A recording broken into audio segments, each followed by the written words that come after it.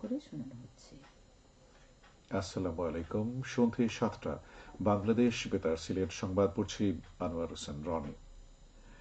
ভাষার মাস ফেব্রুয়ারি শুরু হয়েছে আজ। বাঙালি জাতি পুরো মাস জুড়ে ভালোবাসা জানাবে ভাষা শহীদদের প্রতি। ভাষার অধিকার প্রতিষ্ঠার সংগ্রামে ফেব্রুয়ারি ছিল ঔপনিবেশিক প্রভুত্ব ও শাসন শোষণের বিরুদ্ধে বাঙালির প্রথম প্রতিরোধ এবং জাতীয় চেতনার প্রথম উন্মেষ।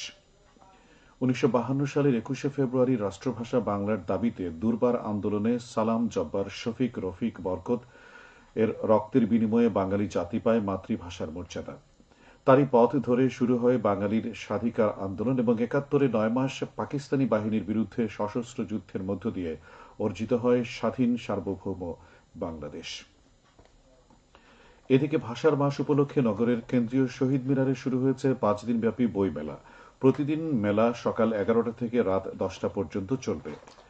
মেলায় সাহিত্য ও সাংস্কৃতিক বিষয়ে নানা প্রতিযোগিতার আয়োজন করা হয়েছে। এছাড়া ২৪-এর গণঅভ্যুত্থানে আহতদের সম্মাননা ও রক্তাক্ত জুলাই স্মারকের মোড়ক উন্মোচন করা হবে। সাহিত্য ও সামাজিক সংগঠন আলোর অন্বেষণ এর আয়োজন করেছে। মৌলভীবাজারে ভাষার মাসের প্রথম দিন শহীদদের স্মরণে আয়োজন করা হয় নানা অনুষ্ঠানের। এ উপলক্ষে বর্ণমালা র্যালি, আলোচনা সভা ও মাসব্যাপী বিভিন্ন কর্মসূচি ঘোষণা করা হয়েছে। কেন্দ্রীয় শহীদ মিনার থেকে বর্ণাঢ্য র্যালি বের করা হয়। র্যালিটি শহরের গুরুত্বপূর্ণ সড়ক প্রদক্ষিণ করে জেলা শিল্পকলা একাডেমিতে এসে শেষ হয়। পরে একাডেমির হলে অনুষ্ঠিত হয় আলোচনা সভা। জেলা শিল্পকলা একাডেমি, সম্মিলিত নাট্য পরিষদ, ধ্রুবতারা ও উদীচী শিল্পী গোষ্ঠী যৌথভাবে এর আয়োজন করে। সারা দেশের মতো সিলেটেও আগামীকাল পালিত হবে জাতীয় নিরাপদ খাদ্য দিবস। এ উপলক্ষে নিরাপদ খাদ্য কর্তৃপক্ষ নানা কর্মসূচির আয়োজন করেছে।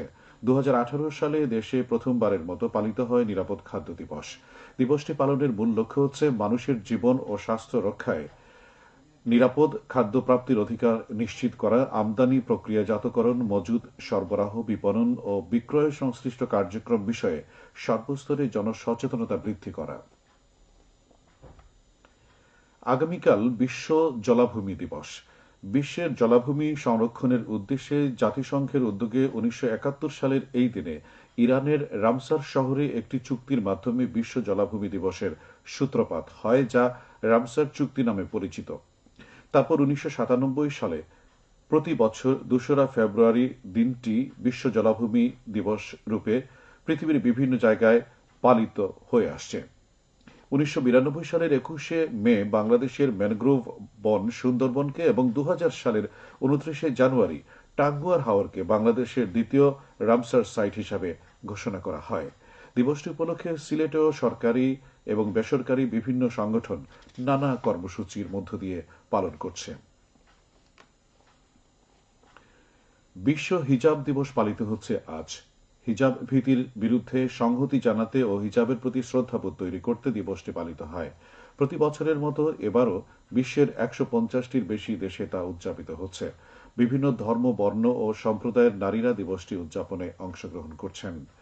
এই বছর দিবসটির ১৩তম বার্ষিকী উদযাপিত হচ্ছে। ২০১৩ সালের ১লা ফেব্রুয়ারি সামাজিক যোগাযোগ মাধ্যম ফেসবুকে বিশ্ব হিজাব দিবস পালনের উদ্যোগ নেন বাংলাদেশি বংশোদ্ভূত নিউ ইয়র্কের বাসিন্দা নাজমা খান। আরবি ভাষায় হিজাবের শাব্দিক অর্থ বিভাজন বা পর্দা। ইসলামী শরীয়ত অনুসারে মুসলিম নারীদের জন্য নির্দিষ্ট অঙ্গ প্রত্যঙ্গ ঢেকে রাখার মধ্যে বাধ্যবাধকতা রয়েছে। বিশ্বের অনেক দেশে নারীদের হিজাব পরা নিয়ে বাধা বিপত্তি থাকলেও তা অনেক নারীর জন্য আশা ও অগ্রগতির প্রতীক। দিনব্যাপী ফ্রি মেডিকেল ক্যাম্প অনুষ্ঠিত হয়েছে আজ সিলেটের বিয়ানীবাজার উপজেলার আলীনগরে। এতে বিভিন্ন ধরনের রোগীকে চিকিৎসা সেবা ও ঔষধ প্রদান করা হয়। বিয়ানীবাজার ক্যান্সার অ্যান্ড জেনারেল হাসপাতাল ফাউন্ডেশন এই উদ্যোগ নেয়। ১৮ বছরের আগে বিয়ে নয়, ২০ বছরের আগে সন্তান নয় শীর্ষক সেমিনার অনুষ্ঠিত হয়েছে আজ মৌলভীবাজারে। সিভিল সার্জন অফিসের ইপিআই সেন্টারে অনুষ্ঠিত সভায় প্রধান অতিথি ছিলেন সাবেক সংসদ সদস্য এম নাসির রহমান। এতে সভাপতিত্ব করেন সিভিল সার্জন মামুনুর রহমান। সেমিনারে মূল প্রবন্ধ উপস্থাপন করেন জেলা পরিবার পরিকল্পনা অধিদপ্তরের উপপরিচালক খন্দকার মাহবুবুর রহমান। জেলা পরিবার পরিকল্পনা অধিদপ্তর ও স্বাস্থ্য শিক্ষা ব্যুরো যৌথভাবে আয়োজন করে। সিলেট ও সুনামগঞ্জে পৃথক অভিযান চালিয়ে চোরাই পণ্য ও মাদকদ্রব্য সহ একজনকে আটক করেছে বর্ডার গার্ড বাংলাদেশ। আজ সীমান্তবর্তী এলাকায় এই অভিযান পরিচালনা করে ৯৭ লাখ টাকার চোরাই পণ্য জব্দ করা হয়। সবশেষে আবহাওয়া। রাত ১টা পর্যন্ত পূর্বাভাসে বলা হয়েছে, সিলেট সহ পার্শ্ববর্তী এলাকার জন্য কোনো সতর্কবাণী নেই এবং কোনো সংকেতও দেখাতে হবে না। আজ সিলেটে সর্বোচ্চ তাপমাত্রা ছিল ২৬.৮ ডিগ্রি এবং সর্বনিম্ন ১৭.২ ডিগ্রি সেলসিয়াস। বাতাসে আর্দ্রতা ছিল সকালে ৯৮ এবং সন্ধ্যায় ৭৯%। আগামীকাল সিলেটে সূর্যোদয় হবে ৬টা ৩৪ এবং সূর্য অস্ত যাবে ৫টা ৩৭। সংবাদ শেষ হলো। পরবর্তী স্থানীয় সংবাদ প্রচারিত হবে আগামীকাল সকাল ৮টা ১০।